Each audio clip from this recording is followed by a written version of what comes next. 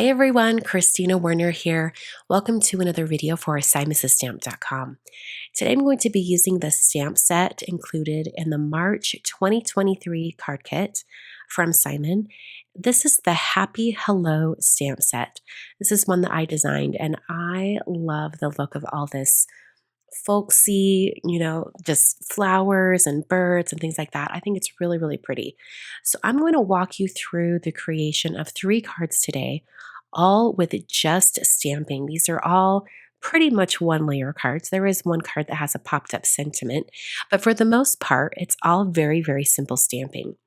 And along the way, I'm going to be sharing with you some tips and tricks on getting very precise, clean card designs, especially when it comes to just stamped cards.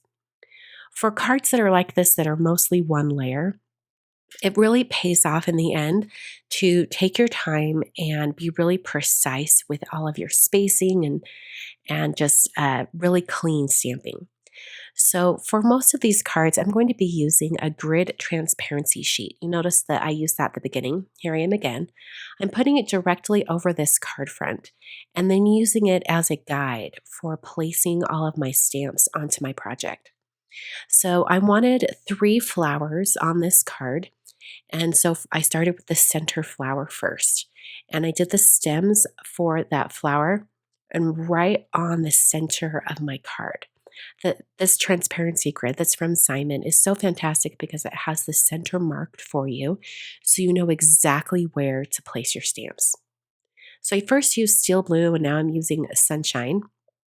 And I'm going to be using these inks from Simon Says Stamp. This is from their original ink line.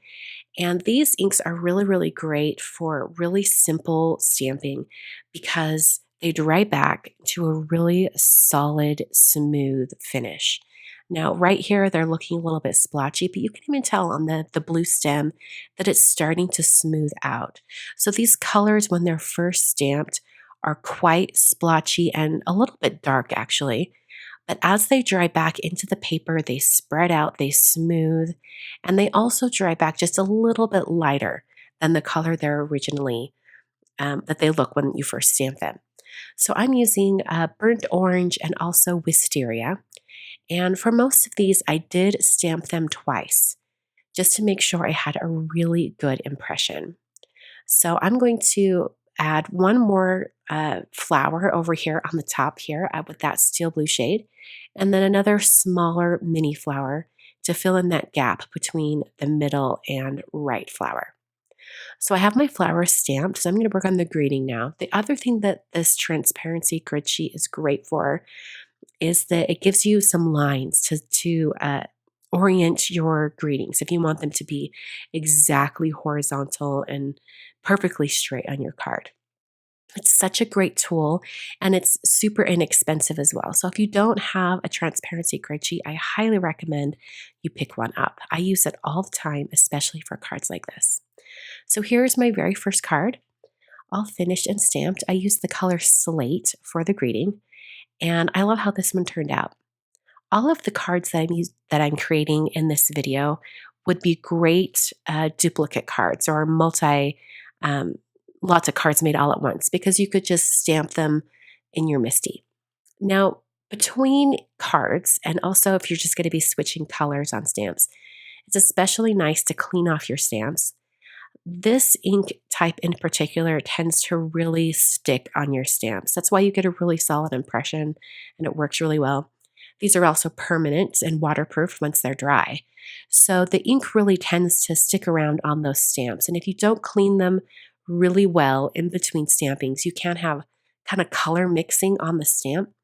And for my second card, I started stamping it and then I realized, oh, these colors aren't the true colors. So I decided to do a really thorough cleaning on my stamps. Now for those stamps, I cleaned them with the Ultra Clean Stamp Cleaner from Simon. And to keep it clean, I spray it into a baby wipe it over on my stamps, and then I go over my stamps with a stamp chamois or a clean baby wipe, just to get rid of any of that greasy residue.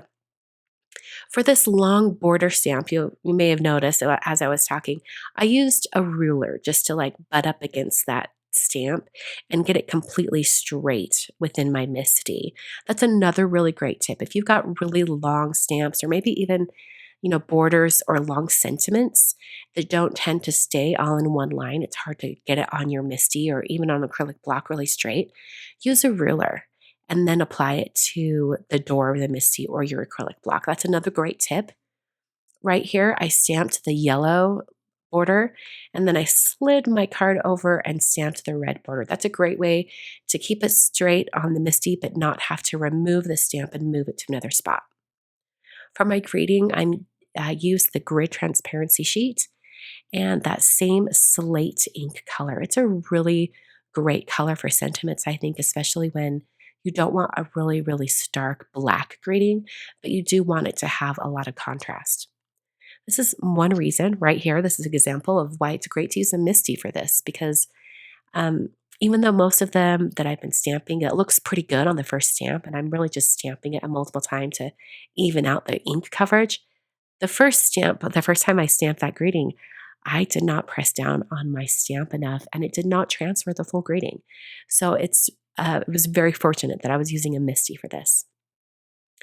For this next kind of flower, I realized that the stems that are included in this stamp set wouldn't really give me the tall flower that I was hoping for this card design. I wanted to have a taller flower right up next to those borders.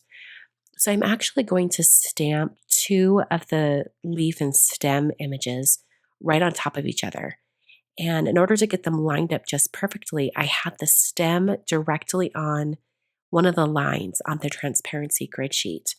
And that allows me to make sure that I line up the other leaf and stem stamp directly above the first and have it be in the perfect position. This is a really great kind of method for extending the use of your stamp. And once again, if you wanted to do multiples of this card design, you absolutely could. Just after each image is stamped, just take that card out and put a new blank card in and do everything in steps. And you'll be able to have many, many cards all at once and minimize the amount of work. So I moved on to the other stem and the first flower. Just with sunshine, I'm using the same exact ink colors that I used before. I'm going to make this a purple flower right here. And that finishes my second card. Super, super easy and quick. I think it looks great. And I'm going to show you the 2 cards side by side because the first card has dried back completely at this point. So the colors have faded back and they're not splotchy at all. And you can kind of see the difference in color, how there's just a slight shade difference once it's dry. I think it looks really, really neat. So for my third card, I'm going to do something different. And I'm going to use the large kind of heart bird stamp from the stamp set. And I'm going to make this a monochromatic card. So I'm using some lavender cardstock and wisteria ink. And each time I stamp this image, I'm going to stamp it multiple times to get a really solid impression. And then I'll clean it, and then I'm moving it to a different section. And my goal for this one was I wanted to create a full background design using this one stamp image and a couple other little mini images from the stamp set. I wanted to fill it out like a complete background. So I'm rotating the cardstock, moving it around. I'm even rotating my MISTI in some cases in order to have the best, positioning for my stamp. And I'm trying to fill in all the gaps. Now, heart shapes like this really lend themselves to kind of nestle up into each other. And I think it looks really, really great. But you'll notice that I do have some kind of larger gaps right there. So I'm going to take that small flower stamp and just fill in those gaps. And this is going to give me a kind of a different look down on that corner, not corner, but the center bottom of the card. And I really love how this turned out. So I'm going to fill in the rest of the gaps with this little tiny flower stamp just on the sides. And then I'm going to bring in the large bird heart image, and I'll fill in the 2 gaps on the either side of the top portion of the card. And after stamping this background and the stamp and rotating it around and moving it around, I think I kind of want a background stamp that is a similar look to this. So if you would like a background stamp like that, let us know in the comments down below. Um, since I designed this stamp set, I think it'd be really fun to have a background stamp of a similar style. I think it'd be really fun. So I'm finishing up this background, kind of rotating, moving things around from side to side, making sure that everything's nestled in. And then I'll be finishing the background. Now, I didn't want to cover up a ton of this background, so I decided to keep it very, very simple. And I'm only going to do one little greeting for this background. And I wanted to preserve most of the area around that I've stamped, but I didn't want to use this sending you a happy hello greeting. I'm stamping this on some white cardstock. This is just Neenah Classic Crest Solar White 110-pound cardstock, same white cardstock that I used for my previous cards. And I'm stamping my greeting. I think I stamped it 3 times in Wisteria ink just to make sure it was nice and solid with a really good impression. I then trimmed down the greeting so that it was, almost square. And I used my mini trimmer from Tim Holtz and Tonic. I love this really tiny trimmer. It's great for uses like this where you're cutting a very, very small piece of cardstock. It turned out great. So I'm just going to rotate this, kind of even it up and make sure that it's more even on each side around my greeting. And then I'm going to adhere my stamped panel to my card front. I'm using some Tombow Extreme adhesive for this. And I like to start from kind of like one corner or one side of the card and then press it down. Now, I'm sure you have had instances like this if you're a card maker where your card front does not match up with your card base perfectly. So that happened to me this time. So I just used my T-square ruler from Simon and a craft knife to clean up that card.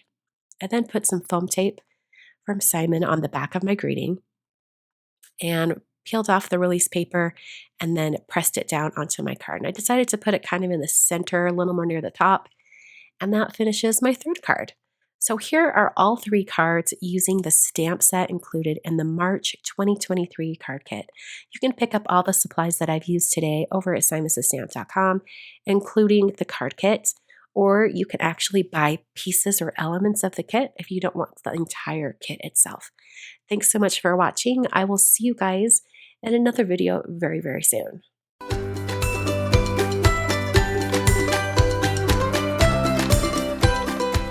Hi there, I'm Heidi, Simon's mama and founder at SimonsSaysStamp.com. Thank you so much for watching our video. If you like what you just saw, be sure to press the thumbs up and subscribe to see more great content.